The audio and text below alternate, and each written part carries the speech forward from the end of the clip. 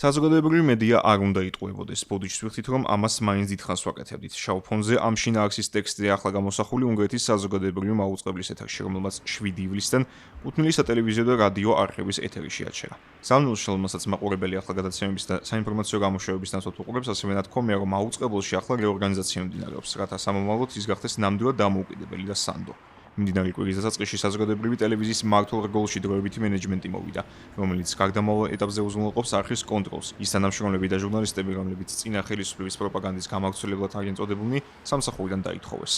უნგრეთის პრემიერ-მინისტრმა პიტერ მადიერმა ამ პროცესსა და დღეს ისტორიული უწოდა და განაცხადა, რომ სახელმწიფო მედია პლატფორმებზე პროპაგანდის ტრანსლირება დასრულდა.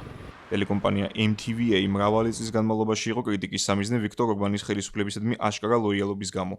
ოპოზიციური პარტიები და საერთაშორისო ორგანიზაციები მაუწყებელს დანაშაულებდნენ დეზინფორმაციული ნარატივების გავრცელებაში, მათ შორის უმთავრესად ორბანის ოპონენტების წინააღმდეგ.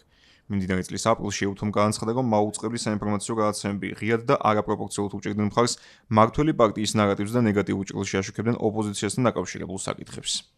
ამის გათვალისწინებით პიტერ მადიერის წინასაარჩევნო კამპანიის ერთ-ერთი მთავარი დაპირება საზოგადოებრივი მაუწყებლის რეფორმირება იყო.